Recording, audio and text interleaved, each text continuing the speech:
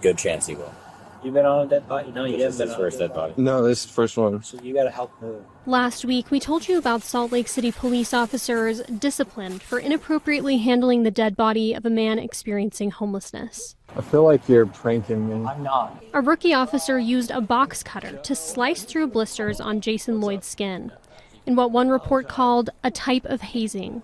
They're supposed to be helping, serving, and protecting, and it's very disappointing. Advocates for Salt Lake City's homeless population like Wendy Garvin, the executive director of Unsheltered Utah, say it's not just the officers' actions. I frequently see contempt in the way that Salt Lake City police officers address the homeless population or talk about the homeless population. These guys are all dopers and addicted to vices. Layman's terms. Yeah. That's why they can't stay housed. Garvin believes comments like these, captured on body cam the day Lloyd's body was found in his tent, are also revealing of how some officers in the department view the homeless. It's very clear to me that within the Salt Lake City Police Department, there is a culture of contempt and disregard. Garvin has complained for years about police treatment of people on the streets. She believes the department's culture contributed to the way officers handled Lloyd's body in August. That dehumanization plays out in the way that the homeless population is arrested, the way that they're interacted with, the way that they're offered services, and then, of course, in this case, the way that they were treated after death, which was just horrifying.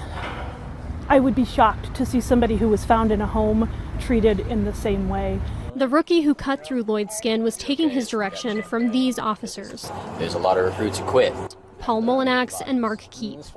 The Fox 13 Investigates team found they are both currently being sued in federal court for separate cases related to their treatment of people experiencing homelessness. I think that just kind of goes to show the ongoing problem in Salt Lake. James Roberts is a civil rights attorney in Texas. He's representing the family of Nikon Brandon in a lawsuit filed last year.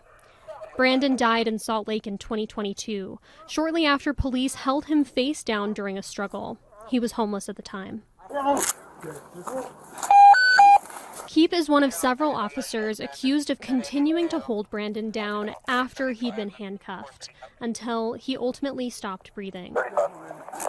The Salt Lake County District Attorney's Office declined to pursue criminal charges in Brandon's death, saying the involved officers used reasonable force.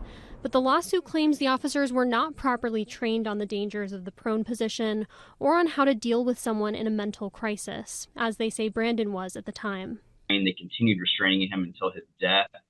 They had previously done the same thing to a woman, Megan Moan, another member of the homeless population there in Salt Lake. The city's attorneys dispute claims of improper training in both cases. We're going to do a search of the vehicle because I can obviously smell marijuana. Is there anything in there I should know about? A separate lawsuit centers around the actions of Molinax and another Salt Lake City officer who were out on patrol in 2023 when they encountered a woman experiencing homelessness. We're going to take you to the ground next. You want to do that? They said they smelled weed in Agnes Martinez's car and told her they needed to search it. During a struggle to put her in handcuffs, they used what the lawsuit calls a dangerous takedown method. The complaint alleges that takedown broke her leg. And she had to have it amputated. That's an awfully high price to pay for a small amount of weed in her car. The Salt Lake City Police Department said last year that it was investigating the incident, saying that in the meantime, any assumptions, including any conclusions or correlations between the amputation and the officer's encounter, would be premature. Her leg just broke. Roberts is not involved in Martinez's lawsuit, but he said learning that these two officers have been involved in more than one high-profile case involving people on the streets indicates a need for changes to the city's approach to policing the homeless. It's a problem that the police department needs to fix before someone else loses their life, and apparently it needs to be fixed on what happens when they run across someone who has already lost their life. Not to mishandle the body. The bloating makes them significantly bigger. We asked the Salt Lake City Police Department about these pending lawsuits and its officers' general approach when interacting with people experiencing homelessness.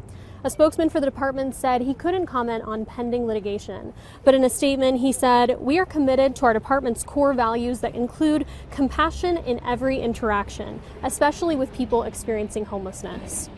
When working with the community, the statement continued, we work to meet their expectations every time. If we fall short, we take responsibility, learn, improve, and hold ourselves accountable. You can find the department's full statement online on our website at fox13now.com. In Salt Lake City, Taylor Stevens, Fox 13 News, Utah.